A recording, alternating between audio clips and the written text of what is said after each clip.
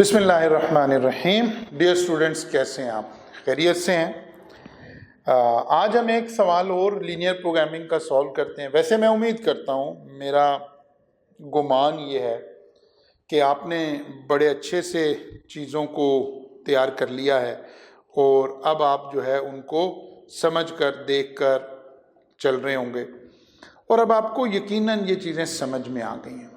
لیکن چلیں، کوئی بات نہیں. ایز اے ٹیچر میں آج کا ایک لیکچر اور آپ کے ساتھ سپینڈ کر رہا ہوں اسی کے اوپر، سو دیٹ ہم اس کو میکسیمم یوٹیلائز کر سکیں، میکسیمم چیزوں کو دیکھ سکیں کہ کیا ہو رہا ہے، کیسے ہو رہا ہے، اور ہمیں کیسے لے کر چلنا ہے. ہم نے بار بار آپ سے کہا کہ بیٹا کچھ سٹیپس ہیں جو ہم کر رہے ہیں، ہر کویسچن میں وہ اسی طرح سے ہونے ہیں. ضروری نہیں ہے کہ پورا کویسچن ہی بن کر سامنے آئے. ایگزامینر بیچ میں سے کوئی ایک بات پوچھ لیا کرے گا، ٹھیک ہے نا؟ مثلا بعض دفعہ صرف ایگزامینر یہاں رک جائے گا کہ مجھے کنسٹرینٹ اسٹیبلش کر دے، بس ختم بات. بعض دفعہ کنسٹرینٹ دے کر کہہ دے گا مجھے صرف فیزیبل ریجن بتا دیں. بعض دفعہ فیزیبل ریجن دے کر کہہ دے گا مجھے اس میں سے آپٹیمم پوائنٹ بتا دیں، کیونکہ اس نے 1 مارکس 2 مارکس 3 مارکس. لیکن ہمیں پورے فلو کو سمجھنا ہے. اسی لیے میں another 1 کویسچن آپ کے ساتھ ڈسکس کرنے کے لیے جا رہا ہوں، تاکہ ہم ایک مرتبہ فلو کے ساتھ تھوڑا سا فیملیرائز ہو جائیں. اس کے بعد انشاءاللہ تعالیٰ آگے چلتے ہیں. دیکھیے جی، آتے ہیں سوال کی طرف. A manufacturer produce 2 products. 2 products سے مجھے لینئر پروگرامنگ کی خوشبو آ گئی ہے، X1 and X2. یہ پروڈکٹ کے نام رکھ دیے. Resources available for the production of these 2 items are restricted to 200 support staff, 320 machine hours and 280 labor hours. 3 resources ہیں جو لمیٹڈ ہیں، اتنے ہیں. ایک جو سپورٹ سٹاف ہے جس نے ہمیں سپورٹ پرووائڈ کرنی ہے، ایک مشین اٹ سیلف، اور ایک لیبر. اب اس کے بعد پھر اس نے وہی ورڈ پرابلم کی شکل میں X1 require for its production of 1 support staff hour, 1 machine hour, 2 labor hour. جیسے آپ ٹیبل بنائیں گے اس میں ڈیٹا فیڈ کر دیں، پھر دوسرا آ گیا، پھر تیسرا آ گیا. اس کے بعد کہیں پروفٹ بھی ظاہر بتا دیا گیا ہوگا اگر پروفٹ میکسیمائزیشن ہے. یہ آ گیا جی X1 yield 300 and 200. That's it. Careful reading. سب سے پہلے سوال کو اچھی طرح سے سمجھ جائیں، اور آپ کے ذہن میں آپ کی یہ جو اتنا بڑا سارا سوال ہے، اس کی سمری ہمیں بنانی ہے. میں بار بار کہہ رہا ہوں، that is not the part of your solution, but that is the most important area of our solution. کہ ہم بار بار اس سوال کو نہیں پڑھنا چاہتے، ہم چاہتے ہیں اس کی ایک سمری بنا لیں. کیسے بنا لیں جی؟ کیسے بنا لیں؟ توجہ کریں. کیسے بنا لوں جی سمری؟ سمری کے لیے میرے پاس کیا اصول ہے؟ میں نے سمری کے لیے میرے پاس کیا اصول ہے؟ سمری کے لیے میرے پاس کیا اصول ہے؟ سمری کے لیے میرے پاس رول ہے، میں نے کالم میں پروڈکٹ لینی ہے، رو میں ریسورسز لینے ہیں جو میرے شارٹ ہیں. پروڈکٹ کا نام اس نے دے دیا تھا X1 X2. ہم نے ازیوم کر لیا اس کے X یونٹ بنیں گے، اس کے Y بنیں گے. سپورٹ سٹاف ایک کنسٹرینٹ ہے جس کے 200 آورس اویلیبل ہیں. مشین دوسرا کنسٹرینٹ ہے جس کے 320 آورس اویلیبل ہیں. لیبر تیسرا کنسٹرینٹ ہے جس کے 280 آورس اویلیبل ہیں. ایک پروڈکٹ سے 300 پروفٹ کماتے ہیں، دوسرے سے 200 کماتے ہیں. یہی کر رہے ہیں نا آپ؟ اوکے. ناؤ اگین کنسٹرینٹ کیسے اسٹیبلش ہوئیں گے؟ ایزی ہو گیا نا کام. اب ہم نے ریڈ کیا اور 1 hour 1 hour 2 hour 1 hour 2 hour 0.8 hour یہ ہم نے اٹھا کے یہاں فیڈ کر دیا. ٹوٹل اویلیبل یہ آ گیا. ٹھیک ہے. اب کیا کیا جی ہم نے؟ X plus Y less than or equal to 200. X plus 2Y less than or equal to 320. 2X plus point Y less than or equal to, اور یہیں پر ایک اور ڈال دو اپنا X and Y should be greater than or equal to 0. آپ 0 تو بنا سکتے ہیں. X آپ کے یار X نہیں بنانا، اوکے ٹھیک ہے. آپ کے میں نے -5X بنانے ہیں، یہ ممکن نہیں ہے. یہاں لمٹ لگا دیا نا ہمارے پاس. وہ ابھی میں نے بات کی تھی کل کے لیکچر میں. اوکے. اس کے بعد آ گیا جی آبجیکٹو فنکشن 300x + 200y، اس کو میکسیمم کرنا ہے. یہ میری سمری تھی، یہ میری سمری تھی. اس سے یہ میرا پوائنٹ 1 ہے عموماً، یہ میرا پوائنٹ 2 ہے. بعض دفعہ ایگزامینر صرف اتنا ہی سوال بنائے گا، آبجیکٹو فنکشن بنا دیں گے. اوکے، بس صرف یہ بنانا ہے، باقی سب کچھ بھی نہیں کریں گے اوبویسلی. بعض دفعہ صرف کہے گا صرف کنسٹرینٹ اسٹیبلش کر دیں. آپ دیکھیں گے یہ بھی سارے کویسچن جتنے میں آپ کو کروا رہا ہوں آئی کیپ کے کویسچن بینک میں ہیں. ایگزامینر بعض دفعہ کیا کہے گا، بس یہ بنا دیں جی تو یہاں روکیں. اوکے، ختم بات، آگے تو کچھ نہیں کرنا. لیکن ہم ہر سوال کو پورا سالو کریں تاکہ یہیں سے پریکٹس ہو جائے. یا آپ کے اوریجنل کویسچن میں یہ نہیں لکھا ہوا جو کچھ میں کر رہا ہوں، میں تو پورا کویسچن سالو کر رہا ہوں، H and every thing solve کر رہا ہوں. اوکے، چلیے جی. اب کیا کرنا ہے جی؟ اس کے بعد ہر کنسٹرینٹ لینا ہے، ان ایکویلٹی کو ایکویلٹی میں کنورٹ کرنا ہے. دیکھیے میں کر کے دکھا رہا ہوں، ان ایکویلٹی کو ایکویلٹی میں. پھر x0 تو y نکل آیا، y0 تو x نکل آیا. بیسیکلی انٹرسیپٹ پوائنٹ نکال دیا. دوسرا کنسٹرینٹ لے لیں، ان ایکویلٹی کو ایکویلٹی میں کنورٹ کریں. x0 تو y نکال لیں، y0 تو x نکال لیں. تیسرا کنسٹرینٹ لے لیں، ان ایکویلٹی کو ایکویلٹی میں کنورٹ کریں. x0 تو y پٹ کر کے نکال دیں، y0 تو x پٹ کر. کہاں پٹ کرنا ہے؟ یہاں پٹ کرنا ہے نا، اسی ایکویشن میں پٹ کر کے نکال. ابھی تو کر کے بھی دکھایا میں نے آپ کو. یہ 3 کنسٹرینٹ ہیں، 4 ہو سکتے ہیں، 5 ہو سکتے ہیں. لیکن اوبویسلی ہمارا ایگزام کیونکہ ذرا MCQs بیس ہے، وہ ایک لمیٹڈ 3 مارکس تک کا کویسچن آنا ہے، دیٹس وائی وہ ذرا اسی طرح سے ہم اس کو لے کر چل رہے ہیں. اوکے جی. اس کے بعد کیا کرتے ہیں آپ کو پتا؟ یس آف کورس آپ کو پتا. کیا کرتے ہیں؟ ان کے پوائنٹ کو اٹھا کر گراف پر لاتے ہیں. پہلا پوائنٹ 200. اب پہلے تو مجھے وہی دیکھنا ہے کہ جی میں نے اسکیلنگ کیسے کرنی ہے. تو میں نے کیا کیا، 50-50 پر اسکیلنگ کر دی. 50 100 150 200 250 300 350 اسکیل اسی طرح وائی ایکسس پر لے لیا. تو جی 200 ایک لائن ڈرا کر دی. 320 یہ 300 ہے، 20 سے تھوڑا سا آگے آئے گا، یہاں کہیں آئے گا شاید. اور 350 یہ لائن آ گئی، یہ آ گیا. 160 یہ آ گیا نا. 50 100 150 2 ایسے ادھر بھی لگا. اوکے. 140 350 140 350. اوکے، بڑا شارپ سا بنے گا یہ ایک ہمارا گراف نا. آپ گھر میں جب اس سوال کو سالو کریں نا، میں نے 50-50 کا رکھا ہے، آپ 25-25 کا رکھ کے گراف کو تھوڑا سا کھلا کر لیں. کیونکہ دیکھیں یہاں رش لگ گیا اس گراف میں نا. اگر شہباز شریف ہوتا تو اس نے یہاں ایک اوور ہیڈ برج بنا دیا، مسئلہ حل ہو جاتا تھا ہمارا. ٹھیک ہے، لیکن اب تو نہیں، فی الحال ٹھیک ہوگی بات. تو یہاں اب ہمیں ذرا کیئرفل ہونا ہے. اوکے، پھر وہی بات آ گئی، 2 اپروچ نمبر 1، ہم آبجیکٹو فنکشن کو یہاں انوالو نہ کریں، گراف پر نہ لائیں، بلکہ ٹارگیٹڈ پوائنٹ دیکھیں. ذرا میرے ساتھ آئیے. ٹارگیٹڈ پوائنٹ کون کون سے ہیں؟ ایک پوائنٹ یہ انر موسٹ ایریا، ایک پوائنٹ یہ، ایک پوائنٹ یہ، اور ایک پوائنٹ یہ. 1 2 3 4. کیا خیال ہے؟ ٹھیک ہے نا. ان کو سائملٹینیسلی سالو کر کے ہم پوائنٹ نکال سکتے ہیں نا. تو وہ اسی طرح کہہ دیتا ہوں جی، point number 1 point number 2 point number 3 point number 4. Point number 1 میں اس کو کہہ رہا ہوں، ادھر سے شروع کرتا ہوں. پھر یہ 2 آ گیا، وہ جیسے میں نے پچھلے سوال میں کر کے دکھایا تھا. یہ 3 آ گیا، یہ 4 آ گیا. پوائنٹ نمبر 1 تو مجھے نظر آ رہا ہے. کیا ہے جی پوائنٹ نمبر 1؟ پوائنٹ نمبر 1 کیا ہے؟ 160 ہے، y 160 ہے نا، x 0 ہے، 160 ہے. پوائنٹ نمبر 4 بھی مجھے نظر آ رہا ہے. مزے کی بات یہ ہے، کیا ہے جی وہ؟ 140. باقی point number 2 and point number 3 کہاں سے نکلیں گے؟ پوائنٹ نمبر 2 پر کون کون سی ایکویشن انٹرسیکٹ کر رہی ہے جی؟ ایکویشن موڈ میں چلے جائیے. कौन कौन सी इक्वेशन इंटरसेक्ट कर रही है? Point number 2, yellow and green, yellow and green. Okay, 1 equal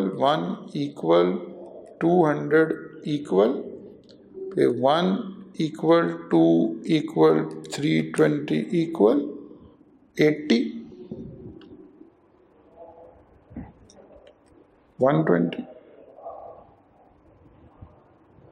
point number 3, बड़े ही point number 3, blue and yellow, blue and yellow, 1 equal 200 equal 2 equal 0.8 equal 280 equal 100 and 100। Okay, चारों पॉइंट आ गए। 100। पॉइंट नंबर 1 कह रहा है 0 160 180 नहीं 80 120 100 140 0। ओके, किसकी माने भाई? इनमें से कौन सही बात कर रहा है? सही किस में? मैक्सिमम प्रॉफिट कौन देगा? वो कहते हैं मैक्सिमम प्रॉफिट कौन देगा? पीछे से ढूंढ के लाए जरा, what was the objective function of the organization? 300x plus 200y. Okay, 300x plus 200y। इसमें पहले ये पॉइंट पुट करें, इसका प्रॉफिट आ जाएगा, फिर इसका आ जाएगा, फिर इसका आ जाएगा, फिर देख लीजिएगा कौन सबसे ज्यादा प्रॉफिट दे रहा है। बता भाई मैंने क्या बताना है, खुद ही बता दो। इसको हम कह रहे हैं ग्राफिकल मेथड्स। ऐसे कर सकते हैं आप 100% एग्जाम में, ऐसे कर सकते हैं, there is no problem. But there is another approach, we have to approach, the choice is yours. आपने सोचना है कैसे कर लें भाई, ये बात अच्छी लग रही है, ये अच्छी लग रही है, ओके जैसे भी कर लें, ओके कोई प्रॉब्लम कोई नहीं। दूसरी अप्रोच क्या कह रही है? दूसरी अप्रोच कहती है भाईजान ये जो इतना सारा काम करना है और इतने पॉइंट निकालने हैं, हम डायरेक्ट ग्राफ से क्यों नहीं पूछते कि हमें पॉइंट बता दें, जरा साइंटिफिक भी लगे, जरा स्मार्ट वर्किंग आए। हाँ जी बिल्कुल हो सकता है, क्या करें जी? वो कहते हैं जनाब फिर ऐसा करें, ऑब्जेक्टिव फंक्शन की लाइन ड्रॉ कर लेते हैं। ठीक है, मैं जरा थोड़ा सा इसको क्लियर कर देता हूं, जो कुछ मैंने आपको समझाने के लिए लिखा है, ताकि जरा क्लीनिनेस आ जाए। ओके, देखिए ये मैंने ऑब्जेक्टिव फंक्शन की लाइन निकाल ली है। आपको पता है कहां से आई है? वही ऑब्जेक्टिव फंक्शन के उसमें इक्वल टू दोनों का मल्टीपल पुट करके, एक x0 दूसरा 0। ओके, ये लाइन पहले किधर लग गई है? मैंने आपको पिछले सवाल में समझाया ना, लाइन ऊपर लग जाए, लाइन नीचे आ जाए, कोई फर्क नहीं पड़ता। जैसे ही आपने सेकंड स्केल को एडजस्ट कर लिया है ना, तो पहला स्केल तो वैसे ही फारिग हो गया ना। अब आप ये ऊपर था, इसको उठाकर नीचे, आपने इसके टिप साथ लानी है ना, इसके साथ ले आइए। मेरी बात समझ रहे? ऊपर था, यहां से टिप ली आपने, ऐसे नीचे आ रहे थे, नहीं आप नीचे से जाना चाहते हैं, वहां से आप स्केल उठाइए, नीचे ले आइए, यहां से ऊपर चले जाइए। ठीक है ना? ये काम मैंने बड़ा अच्छा आपको वीडियो में दिखाया हुआ, करके फिक्र नहीं करनी आपने। ओके, तो जनाब अली हमने क्या किया, इस लाइन के ऊपर स्केल रख दिया, ये आ गया जनाब स्केल। सेकंड स्केल दोनों राइट एंगल वाले लेने, टिप जिसकी स्ट्रेट हो, सेकंड लगा दिया। वही बात, सेकंड स्केल को ग्रिप कर ले, हाथ रख के ग्रिप कर ले, ये नहीं हिलना। सारा की टू सक्सेस इसके अंदर है, सारा फिनोमिना असल में इस स्केल ने पहले वाले स्केल के एंगल को इंटैक्ट रखना है, क्योंकि यहाँ ऑब्जेक्टिव फंक्शन इस पहले वाली, यानी जो ऑब्जेक्टिव फंक्शन की लाइन है, इसके एंगल पर डिपेंडेंट है। उसके एंगल को कांस्टेंट करने के लिए हमने परपेंडिकुलर ड्रॉ करके, ताकि इसके साथ ही जब ये मूव करेगा तो इसकी पोजीशन एंगल चेंज नहीं होगी। ओके, सो अब क्या करूं जी, मैं इसको स्लोली मूव करता हूं और मेरे सामने टारगेट क्या है। अगर मैं ओरिजिन से अवे जा रहा हूं तो जो आखिरी पॉइंट टच होगा, पॉइंट कौन से? वही टारगेटेड पॉइंट, 1.1 0.2 0.3 0.4। क्लियर होगी बात? चलिए जी करते हैं मूव। ये जी मैंने मूव किया, आखिरी point 0.3 is the last point. देखिए स्केल पे तो बड़ी जबरदस्त नजर आ रहा है ना, ये गुजर गया, ये भी स्केल के ऊपर आ चुका हुआ है, ये भी स्केल के ऊपर आ चुका हुआ है, ये पॉइंट बाहर है। इसका मतलब हुआ ऑप्टिमम पॉइंट कौन सा है? ये पॉइंट मेरा ऑप्टिमम पॉइंट है। جو آنکھ ہی سے نہ ٹپکا تو پھر لہو کیا ہے. اگر سمجھ ہی نہ کانسیپٹ آیا تو پھر تو کوئی فائدہ نہ ہو نا. پھر ہم نے کیا پڑھایا اور آپ نے کیا پڑھا. ٹھیک ہوگی بات. دس از یور آپٹیمم پوائنٹ. آپ کو پتا جیسے ہی آپٹیمم پوائنٹ پتا چل جائے تو جو ہمارے کنسٹرینٹ ہے نا یہ دو فرقوں میں بٹ جاتا ہے. چلو فرقے کا لفظ ذرا پازیٹیو نہیں ہے, دو گروپس میں ڈیوائڈ ہو جاتے ہیں. Binding constraint, naan binding constraint. Binding constraint, real constraint, critical constraint. کل بھی نام لے رہے تھے نا ان کے. کریٹیکل کنسٹرینٹ یہ کون سے کنسٹرینٹ ہیں جو اس پوائنٹ کے اندر سے گزر رہے ہیں؟ کون کون سے؟ بلو and yellow. Blue and yellow, these are binding constraint. all other constraint are non binding. یہاں زیادہ تھے ہی نہیں, all other میں صرف گرین ہی بچا ہے. لیکن اگر یہ 10 بھی ہوتے تو یہ 2 بائنڈنگ, باقی کے 8 نان بائنڈنگ. اگر یہ 20 ہوتے تو 2 بائنڈنگ 18 نان بائنڈنگ. یہ 3 ہیں, 2 بائنڈنگ 1 نان بائنڈنگ. اچھا بائنڈنگ نان بائنڈنگ کی کل سمجھ آ گئی تھی. سب سے پہلے تو یہ پوائنٹ نکالنا پڑے گا نا ہمیں. اتنا لمبا نہیں اب سالو کرنا, ڈائریکٹ ان 2 ایکویژن کو سالو کر لیتے ہیں. اوکے ہم ایکویژن موڈ میں ہی کیلکولیٹر میں بیٹھے ہیں. 1 = 1 = 200 equal 2 = 0.8 = 280. تو پوائنٹ آ گیا جناب علی. کون کون سی ہم نے سالو کرنی تھی؟ بلو اینڈ یلو. یس 1 =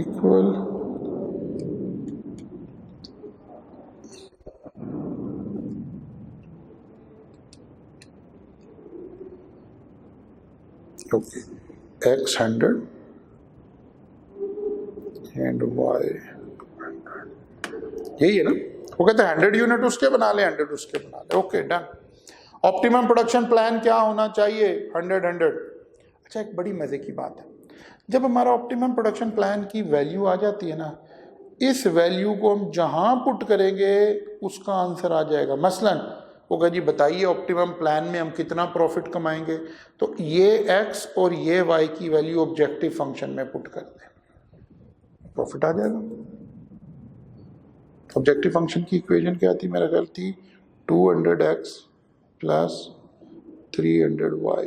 تو ہم ایسے کہیں گے 200 × 100 + 300 × 100. یہ ہمارے پاس پروفٹ کی فگر آ گئی. وہ کہتا ہے بتائیے یلو والا ریسورس کتنا استعمال ہوگا. اچھا یہ بات ہم گرافیکلی سوچ کے بھی بتا سکتے ہیں. یہ جو ہمارا آپٹیمم پوائنٹ ہے یلو لائن کے اوپر ہے کہ نیچے ہے؟ کہ سر اوپر ہے. ہر وہ پوائنٹ جو لائن کے اوپر ہے وہاں ریسورس سارا کنزیوم ہو گیا. یہ ہمیں گرافیکلی بھی پتہ چل رہا ہے, لیکن ہم کہتے ہیں نہیں سر میتھمیٹیکلی بتا دیں. اوکے آپ ذرا لائن لے لیجئے, یلو والی لائن لے لیجئے, اور یلو والی لائن کے اندر کیا تھی جی؟ x + y = 200. یہاں پٹ کر دیں 100 + 100 = 200. سارا کنزیوم ہو گیا نا. اوکے آپ کہتے ہیں نہیں سر مجھے بلو والی ریسورس کا بتائیں. تو بلو والی لائن ہماری کیا ہے؟ 2x + 0.8y = 280. پٹ کریں 2 × 100 + 0.8 × 100 280. سارا کنزیوم ہو گیا. Because these are binding constraint. Binding constraint will always be consumed 100%. یہ تو ہمیشہ 100% کنزیوم ہو جائیں گے نا.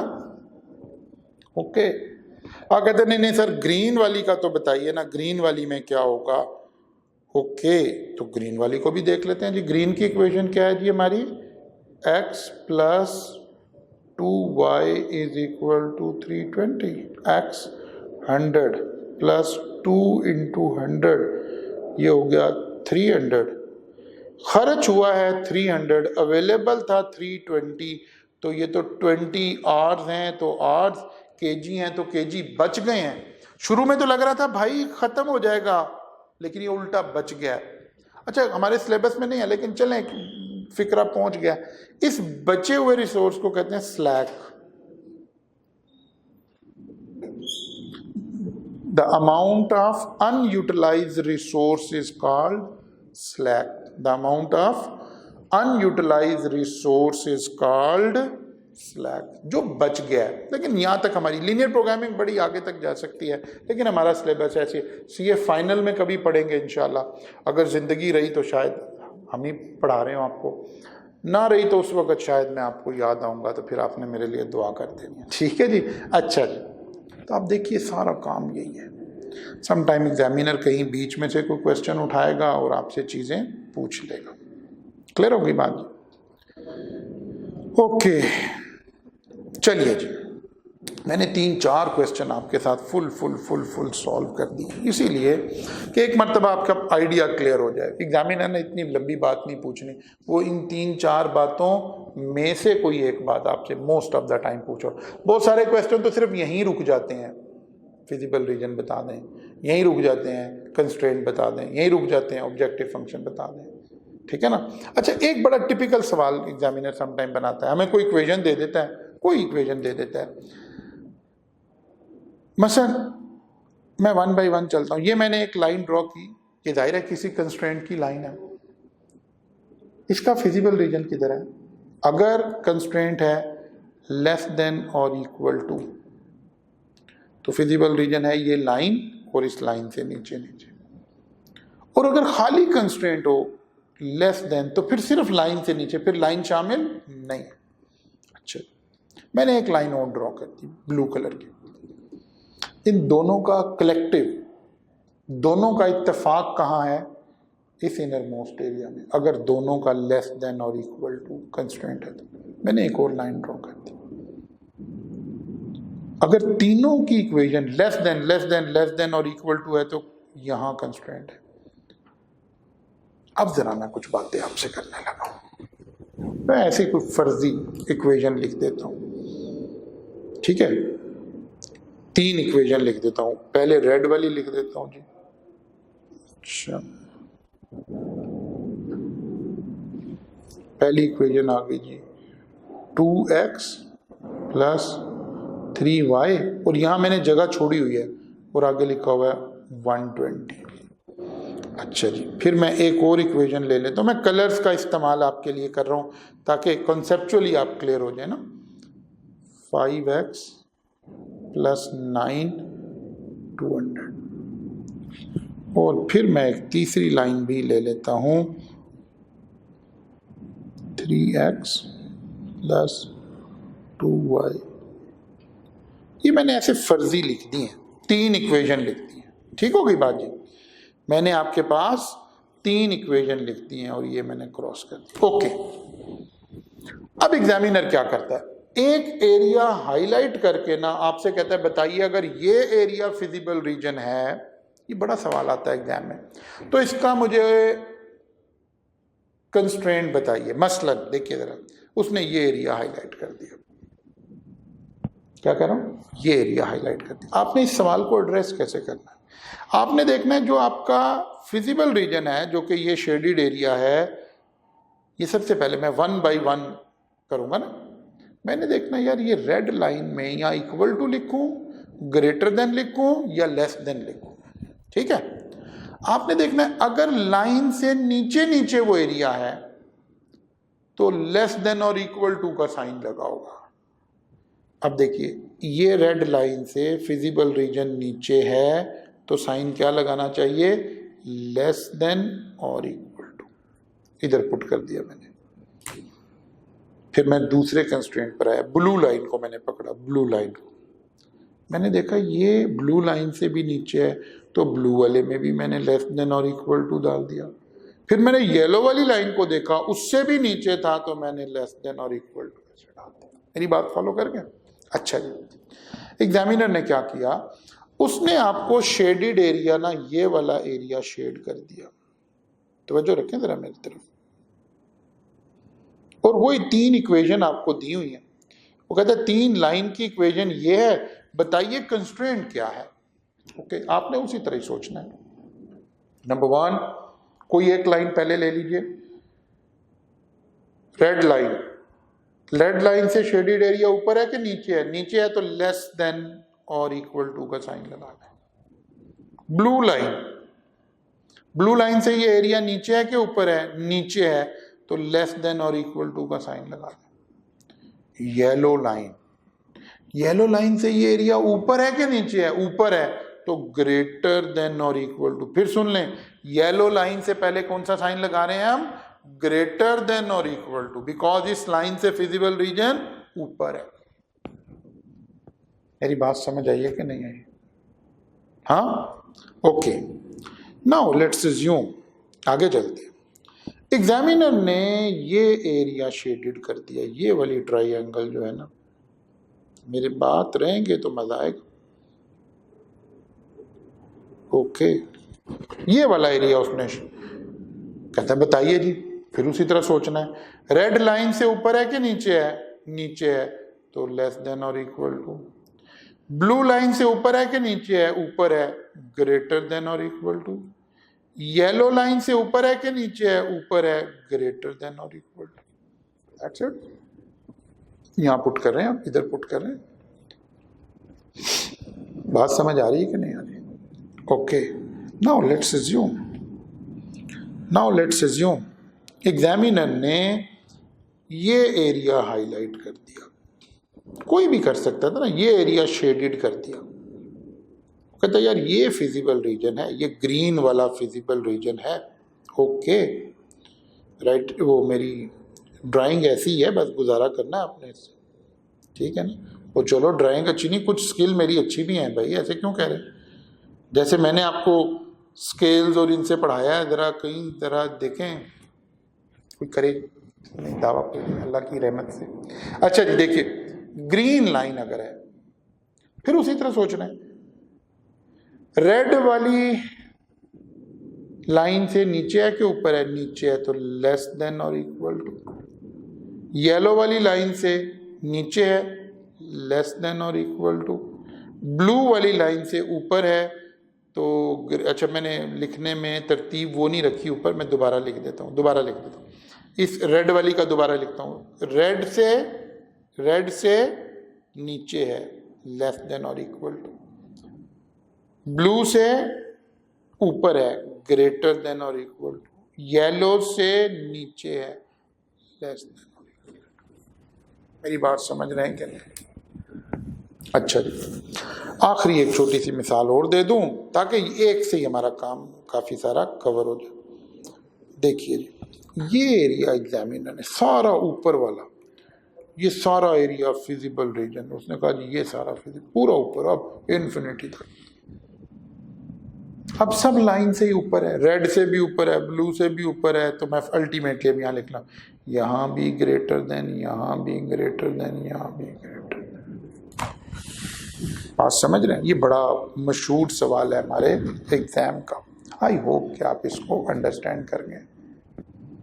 एरिया देखना है किस लाइन से ऊपर है, किस लाइन से नीचे है, यहाँ से हमें पता चल जाया करेगा फिजिबल रीजन हमारा कहाँ लाई कर रहा है। ओके, अच्छा जी, अब आते हैं हम अपने क्वेश्चन नंबर 1 की तरफ। आई कैप का जो क्वेश्चन बैंक में जो क्वेश्चन 1, 2 है ना, वहाँ से ज़रा वो जो मैंने आपको शुरू में उधर समझाई थी ना बातें, इनइक्वालिटीज़ के कुछ रूल्स लिखे थे हमने, उन रूल्स को सामने रख के हम थोड़ा सा ये काम करने लगे हैं। ये 7.1 इस तरह के कोई सवाल हैं, देख लीजिएगा आप कौन सा नंबर आ रहा है।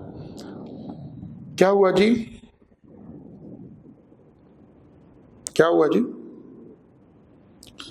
An employer recruits experienced and fresh workman। Experience के लिए उसने X से एब्रीविएट कर दिया, और फ्रेश यानी तजर्बेकार लोग और कम तजर्बे वाले लोग हम एम्प्लॉय कर रहे हैं। An employer recruit experienced and fresh workmen for his firm under the condition that he cannot employ more than 9 people। वो कहते 9 से ज्यादा लोग नहीं हम रख सकते भाई, कुछ आपने फ्रेश रखने हैं, कुछ एक्सपीरियंस लोग रखने हैं। कहते फिर कौन सी कंडीशन बनती है? जरा सोचे, मेरी तरफ तवज्जो करें, केयरफुल। 9 से not, can not, more than, इसका मतलब है अपने बंदे कितने रखने हैं? लेस देन और इक्वल टू 9। यही है ना? 9 یا اس سے کم بندے رکھ سکتے ہیں, 1 رکھ لیں, 2 رکھ لیں, 3 رکھ لیں, 4 رکھ لیں, لیکن 10 نہیں رکھ سکتے. یہی مطلب بنا نا, under the condition he can not ایمپلوائے مور دین 9. تو کنڈیشن کیا بنی؟ لیس دین. اچھا, ان دونوں کو کچھ بندے ہم نے ایکسپیرینس رکھنے ہیں, اس کو ہم نے ایکس سے ایبریویٹ کیا ہوا ہے, کچھ ہم نے نان ایکسپیرینس رکھنے ہیں, اسے وائی سے کیا ہوا ہے. اس کا مطلب ہے ایکس پلس وائی لیس دین اور اکول ٹو 9. نہیں سمجھ آئی بات؟ Okay, so C is the correct option. اور ایک بات یہ بھی ہے, x and why should be greater than اور اکول ٹو, کہ نیگیٹو بندے رکھ لیں گے. نیگیٹو سوچ والے تو مل جائیں گے, نیگیٹو بندے تو نہیں نا ملیں گے.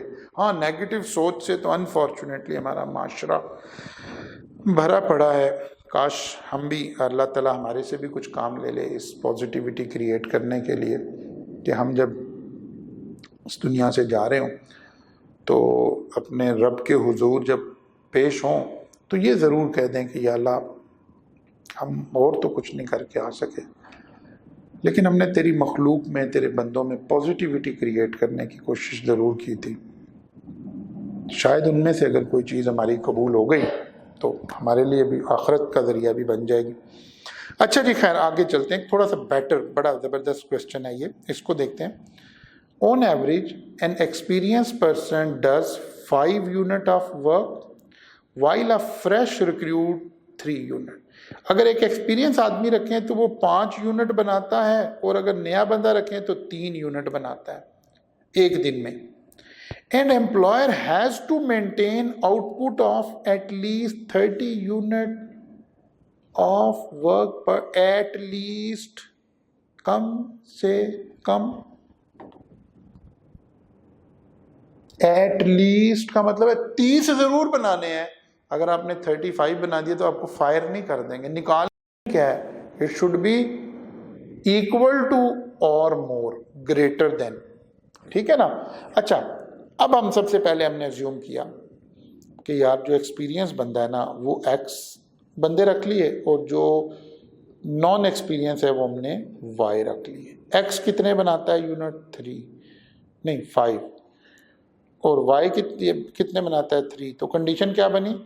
5x plus 3y greater than اور ایکول ٹو 30. کم سے کم 30, زیادہ تو ہو سکتے ہیں نا, تو اس لیے گریٹر دین اور ایکول ٹو. بات سمجھے؟ تو سی از دا رائٹ آپشن. پھر پڑھ لیں, توجہ سے پڑھیں, کیئرفل ریڈنگ از دا کی ٹو سکسیس. اوکے, اور وہی condition x and why should be greater than اور ایکول ٹو. اچھا, بعد دفعہ اسے ہم الگ الگ بھی لیتے ہیں, x greater than 0, Y greater than 0. ٹھیک ہے, نان نیگیٹو جس کو بول. اوکے, اب آتے ہیں جی ذرا تھوڑے بہتر کویسچن میں. The rules and regulation demand that employer should employ not more than 5 experienced hands to 1 fresh. وہ کہتا ہے جو قوانین بنے ہوتے ہیں نا ملک میں, کوئی لیبر لاز بنے, کیونکہ فریش لوگوں کو جاب کیسے ملے گی. چلیں آپ کے پروفیشن میں تو الحمدللہ یہ مسئلہ نہیں ہے, آپ آرٹیکل کے اندر آپ کا ایکسپیرینس ہو جاتا ہے, آپ سے ایکسپیرینس ڈیمانڈ نہیں کیا جا رہا ہوتا. لیکن آپ کو پتا ہے جب ایک انجینئر انجینئرنگ کر کے نکلتا ہے تو سب سے بڑا چیلنج کیا ہے, وہ جیسے ہی جاب پہ جاتا ہے کہتے ہیں کیا ایکسپیرینس ہے, کہتے ہیں سر ایکسپیرینس تو کوئی نہیں ہے. کہتے ہیں بھائی بھی تو آپ نے کتابیں پڑھی ہیں. ٹھیک ہے نا. اب رولز بنا دیے ہیں گورنمنٹ نے اس سوال میں. وہ کہتے ہیں بھائی اگر آپ 5 لوگ ایکسپیرینس رکھو گے نا تو اس کے ساتھ 1 فریش ضرور رکھو گے. یعنی اگر آپ کو 6 بندے رکھنے ہیں تو آپ 5 ایکسپیرینس رکھ لیں, لیکن کم سے کم ایک فریش ضرور رکھیں گے. ٹھیک ہے, دوبارہ پڑھتے ہیں. The rules and regulation demand that employer should employ not more than 5 hand to 1 fresh. Okay. This fact can be expressed as, اس کی کنڈیشن کیسے بنانی. اوکے, چلیے میں آپ کو اس کو ڈیٹیل میں سمجھاتا ہوں. ٹھیک ہے, دیکھیں. نمبر آف ایکسپیرینس ہینڈ ہم نے ایکس ایزیوم کر لیا, اور یہ کیا ہے, should not be more than 5. اس کا مطلب ہے ایکس کی کنڈیشن کیا لگی, x should be less than or equal to 5. کیا خیال ہے؟ ذرا توجہ رکھیں. یہ اصول بنا کیوں ہے ویسے بائی دا وے؟ مجھے بتائیے یہ رول بنا کیوں ہے؟ تاکہ فریش لوگوں کو جاب مل جائے. ایکس 5 سے کم رکھنا چاہیں بسم اللہ، اب سارے ہی فریش رکھنا چاہیں. گورنمنٹ تو پہلے چاہ رہی کہ فریش لوگوں کو جاب مل جائے. تو ایکس پر کنڈیشن کیا لگی؟ ایکس شوڈ بی لیس دین اور اکول ٹو 5. ایکس 4 بھی ہو سکتا ہے، 3 بھی ہو سکتا ہے، 0 بھی ہو سکتا ہے. اوکے، اب یہاں سے سمجھنا آپ نے، اب یہاں سے سمجھنا آپ نے، ذرا کنڈیشن بنانی سیکھنے. وہ جو ہم نے ادھر کہا تھا نا جیسے ایکویژن چلتی ہے ویسے یہ چلتا ہے. اب دیکھیں میں اس 5 کو ادھر لے آیا، x/5 is less than or equal to 1. بات سمجھ آ گئی ہے؟ ایکویژن کی طرف میں نے اس کو ایکویژن 1 کا نام دے دیا. دوسری کنڈیشن لگی فریش والی، number of fresh hand is equal to 1. تو y کو ایک، بات سمجھ آئی؟ y is equal to 1. 5 کے اگینسٹ یہ ایک ضرور رکھنا ہے، تو y is equal to 1. میں نے کیا کیا؟ y is equal to 1 اور 1 is equal to y ایک ہی بات ہے نا. میں نے اس 1 کی جگہ یہ ویلیو پٹ کر دی، x/5 لیس دین اور equal to y. پھر جیسے ایگزامینر کہہ رہا ہے وہاں تک ری ارینج کر دیا. آپ کو پتا ہے ایکویشن کو ہم کسی بھی طرح ارینج کر سکتے ہیں. میں ایسے بھی لکھ سکتا ہوں y should be greater than or equal to x/5. So this is the true answer. اس کو تھوڑا آپ نے ایک دو دفعہ کرنا ہے، اس سوال کو آپ نے ایک دو دفعہ کرنا ہے. یہ میں نے ڈیٹیل میں آپ کو دیا، کہیں آپ کو ڈیٹیل میں اس کا سولوشن نظر نہیں آ رہا تھا. آئی کیپ کی کتاب میں بھی نہیں تھا، اس کا جو آنسر کی بنی ہوئی ہے وہاں بھی نہیں تھا، آنسر ہی لکھا ہوا تھا. لیکن ہو کیا رہا ہے یہ بیسیکلی یہ نالج کہاں تھا؟ وہ جب میں آپ کو پراپرٹیز آف انیکویلٹی سمجھا رہا تھا نا، وہاں سے یہ ڈیرائیو ہو رہا ہے سوال. سو option is C, y should be greater than or equal to.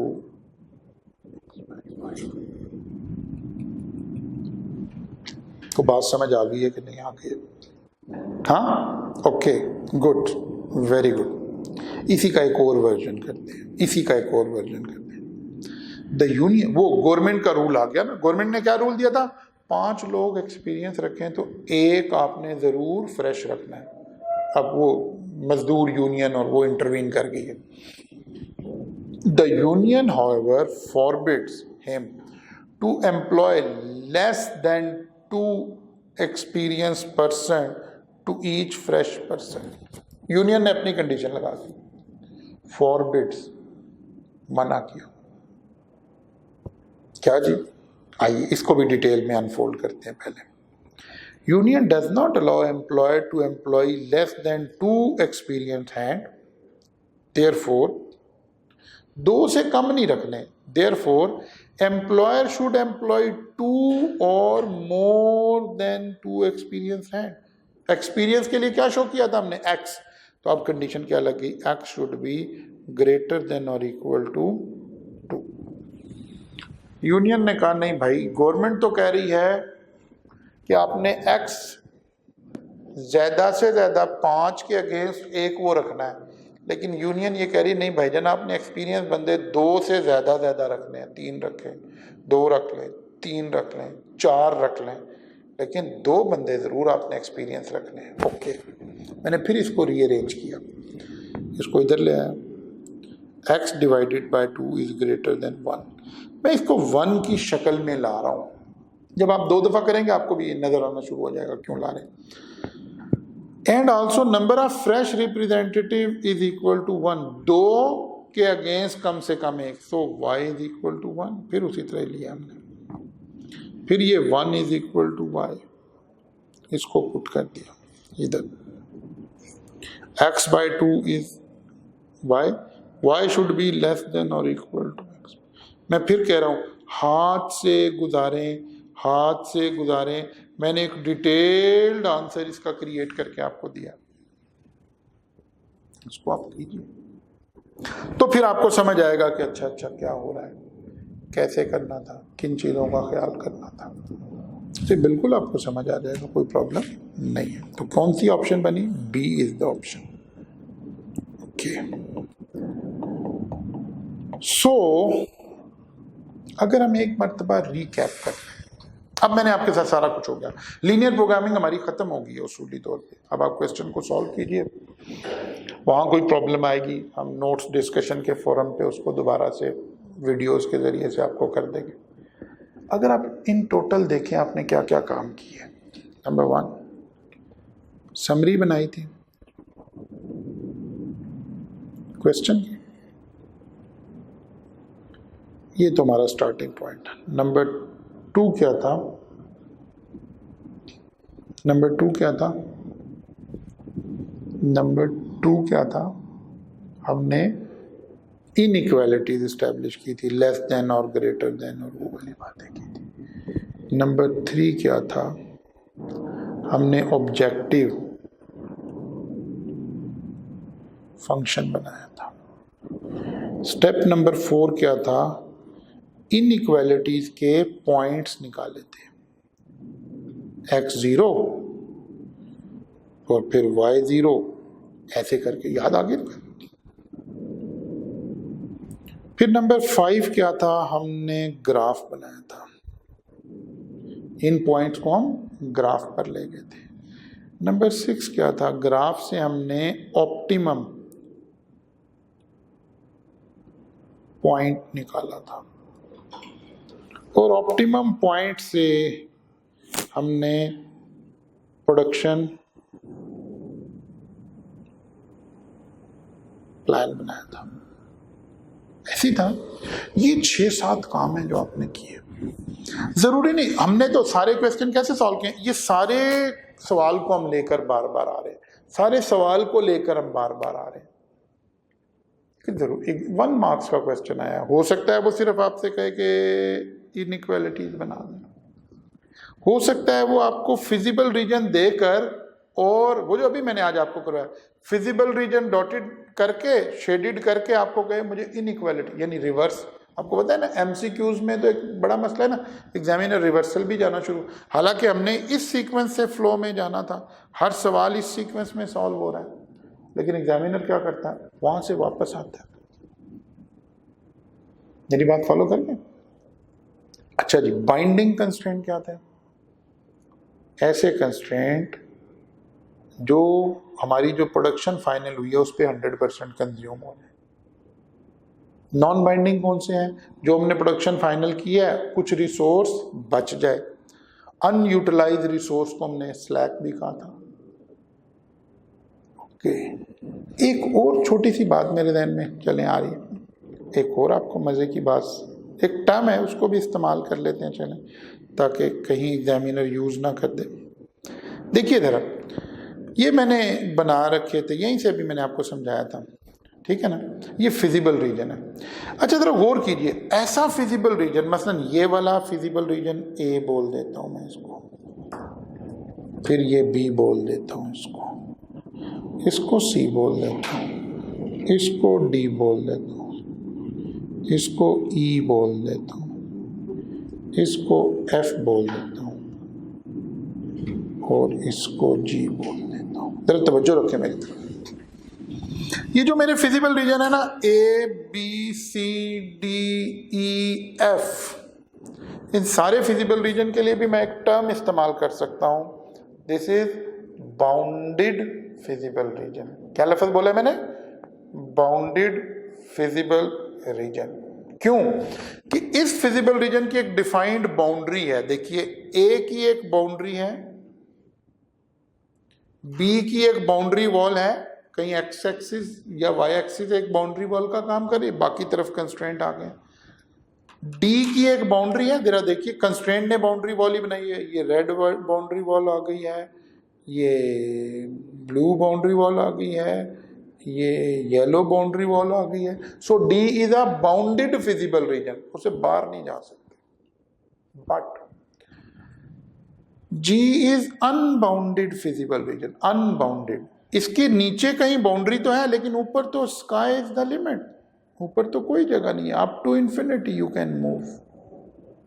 ٹھیک ہے نا. یہ فیزیبل ریجن کتنا بڑا ہے, انفینٹی تک جا رہا ہے, اس کو کہتے ہیں ان bounded feasible region. So A is bounded, B is bounded, C is bounded, D is bounded, E is bounded, F is bounded, but G is unbounded feasible region. I hope کہ آپ نے لینئر پروگرامنگ کو سمجھا بھی ہے اور enjoy بھی کیا. ٹھیک ہے نا. ان ویڈیوز کو ایک سے زیادہ مرتبہ دیکھیے, ان سوالوں کو ایک مرتبہ کیجئے, پھر کویسچن بینک پر جائیے اور کویسچن بینک کے میں نے بہت سارے کویسچن تو سالو بھی کر دیے. کہیں پھنس جاتے ہیں تو دوبارہ ویڈیو پر آئیے, اس سیکوینس کو سمجھ لیجیے, وہی 6-7 پوائنٹ, اس سیکوینس کو انڈرسٹینڈ کریں, انشاءاللہ تعالی وہیں سے آپ کے سارے مسائل سالو ہو رہے ہوں گے. ٹیسٹ کے اندر ڈسکشن کریں گے, نوٹس کے اندر فردر ڈسکشن کریں گے, کوئی سوال رہ گیا ہوگا تو آپ کو وہاں مل جائے گا انشاءاللہ تعالی. ٹھیک ہے جی, ہوتی ہے جی. نیکسٹ ملاقات انشاءاللہ نئے ٹاپک کے ساتھ. Thank you very much.